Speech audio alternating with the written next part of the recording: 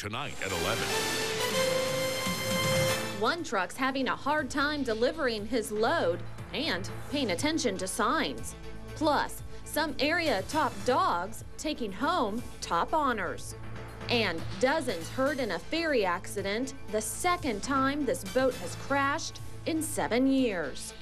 Thank you for watching WTOC-TV, Channel 11, Savannah, the Southeast news leader. This is the news at 11. A standoff in the Low Country as a man holds himself and his family hostage inside his home. Good evening, everyone. I'm Melanie Roberti. Leading the news tonight, the Beaufort County Sheriff's Office and members of the SWAT team surround the home in Grays Hill, South Carolina. The 18-year-old man is held up inside the home off Braden Road in the Clarendon Plantation community. That's in Beaufort County. Sheriff deputies say the man, who is also a mental patient, barricaded himself and 3 family members inside the home. Deputies say he is armed with a gun. A team of folks is trying to negotiate with the man. As of right now, they say no one inside the house has been hurt. Just about a half hour ago, folks who were not home were finally let back inside the neighborhood and asked to stay indoors. We do have a crew on the scene, and we'll bring you the very latest information on WTOC.com. Well, still no sign of Elvin Mosley. The 82-year-old Bryan County man drove off in his SUV Thursday night, and he has not been seen from since. He suffers from Alzheimer's. His family, friends, law enforcement, and volunteers continue to search for him. He was last seen driving a light blue Toyota Highlander with the Georgia tag AYW7063. Now, he only had a half a tank of gas, which would get him about 240 miles. If you see Elvin or his SUV, call police. Workers in the Gulf of Mexico have hit a snag in their efforts to stop a massive oil leak. The setback is especially tough for fishermen who are starting to feel a financial pinch. CBS News correspondent Manuel Gallegos has the latest. 5,000 feet below the surface, a 100-ton concrete and steel box now sits at the side of that massive oil leak. As workers tried to position it over the leak, ice-like crystals called hydrates formed inside the box. I wouldn't say it's failed yet. What I would say is what we attempted to do last night didn't work because these hydrates plugged up the top of the dome. It will now take at least 2 days for teams to troubleshoot the problem. This dome is no silver bullet to stop the leak. More than 3 million gallons of the light crude now pollute the Gulf, and it keeps spreading.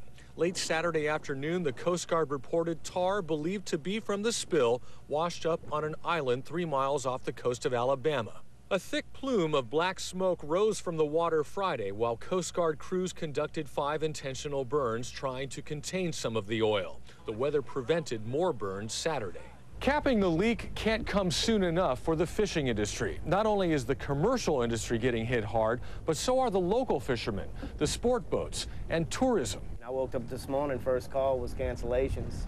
Sport fishing guide Chris Wilson's charter business is drying up fast. Tourists are already canceling trips for September. We're just recovering from Katrina and trying to get back on our feet, and we built everything back looking good, but now we got this, and we losing trips. Fishermen say the catch is still great in the Gulf waters not yet affected by the spill, but they're already worried about what's yet to come. Manuel Gallegos, CBS News. Farther north, some folks in New York City recovering today after their ferry smashed into a terminal. Dozens of people were hurt in the accident. The Staten Island ferry was carrying 250 passengers and 18 crew members. Passengers say the ferry sped up as it approached the terminal. City workers say the accident was the result of mechanical failure. There was not an ability to pull back on the throttle as it approached the dock. Somebody screamed out, "It's going too fast, it's going too fast." And then it actually hit the terminal. Now, this isn't the first time the ferry has crashed. In 2003, 11 passengers were killed when the boat slammed into the same terminal at full speed. The captain of the ferry was on painkillers at that time and pled guilty to manslaughter. The cleanup continues tonight in parts of Ohio. Strong storms, possibly tornadoes, ripped up buildings, trees, and power lines. Pieces of barns were strewn across fields and roads. Fortunately, no one was hurt. Folks still drying out in Nashville tonight. Owners of the Grand Ole Opry say it's going to take millions of dollars to repair the damage to the concert hall and hotel. 2 feet of water covered the stage. Dehumidifying machines are drying out the moisture, while pumps are sucking out the water. Officials say the hotel will not reopen until October. No rain here, lots of sunshine and very hot temperatures. You're taking a live look outside from the WTOC West End Sky Cam. Not looking too bad out there right now because we have some cooler temps. Meteorologist Jamie Durden joins us with weather now. Jamie, what's ahead? Melanie, we have some gusty winds coming in from the north-northwest. If we take a look at our instant weather net, you can see that we do have some winds. Richmond Hill sustained winds 18, now 19 miles per hour from our instant weather net, and as low as 5 to 4 miles now coming out of the north-northwest. And our regional temperatures haven't dropped that much either, but they should be dropping in the overnight hours. In fact, if you take a look at our graphics, you can see that Sunday morning's lows should be in the low to mid-50s across the region. And I'll have the complete Doppler Max 11 forecast when we come right back. All right. Thanks, Jamie. Well, United States Supreme Court Justice Clarence Thomas taking stage at Savannah State University. He was the commencement speaker at their graduation today. Thomas grew up in the Pinpoint community. Many members of his family also attended Savannah State.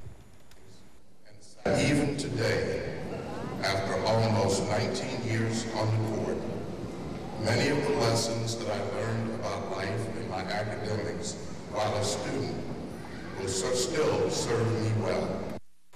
Well, while he was inside, hundreds of angry family and friends of college graduates were outside. Some say they arrived 2 hours early, but still weren't allowed in because of tight security and little space.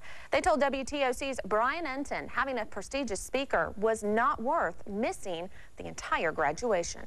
They turning down old women. The same situation at every entrance to Tiger Arena. Doors locked, family and friends of graduates not allowed inside. Absolutely ridiculous, and it's unacceptable. Too hot. Tamiko Smith drove 19 hours from Chicago to watch her sister graduate today. Instead, she is outside sweating with hundreds of others. How much money did the students pay to get that degree, and their family and friends cannot come in and see them graduate? It's absolutely unacceptable, and the school needs to do something different. Smith says her family showed up an hour early but was kept out because of security concerns surrounding the guest speaker, Supreme Court Justice Clarence Thomas. That's wonderful to come here to address the students in the crowd, but we didn't come here for him. I came to see my sister walk across the stage. There's nothing we can do about this. 5 people just walked out. Administrators told the crowd this was the largest venue they could find and that it just filled up. Underclassmen hope this situation does not happen again. First of all, I hope that they would take input of who we would like to have come speak at our school, because many people weren't interested in hearing Clarence Thomas.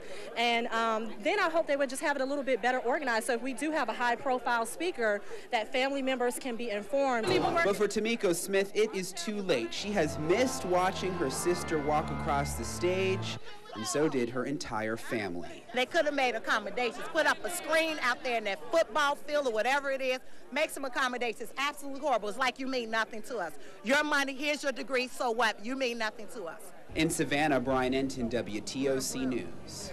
School officials say once Tiger Arena filled up, they also opened up the auditorium in the Jordan building, but that filled up as well. The university says after today, they'll explore alternatives like giving graduates a certain amount of tickets and separate ceremonies for the colleges. Well, more than 300 SSU graduates did walk across the stage today to receive their diplomas. This was SSU's 176th commencement ceremony. They are the oldest public historically black university in Georgia. More folks getting their degrees at Armstrong Atlantic State University. 675 folks graduating in the Savannah Civic Center as friends and family looked on. And up in Statesboro, Georgia Southern reaching a milestone today with its largest graduating class in history. More than 2,000 students getting their diplomas in Paulson Stadium. The ceremony also marked Dr. Brooke Keel's first as GSU's president. Now, if you missed the ceremony, you can still check it out. Log on to WTOC.com and click on the GSU graduation link. Some area canines competing to be top dog, and now their hard work pays off. Details when the news continues. Hi, I'm Captain Montos Jr. from Cobb Spike, Iraq. I'd like to send a Mother's Day shout out to my lovely wife and my best friend, LaShawna Tolles. Thank you so much for not only being a good mother to my children, but also being a backbone to me. Love you. See you when I get home. Some extra cash to spend, you get more this weekend. Yes, just a handful of old and unwanted gold, silver, or platinum could be worth thousands of dollars to you.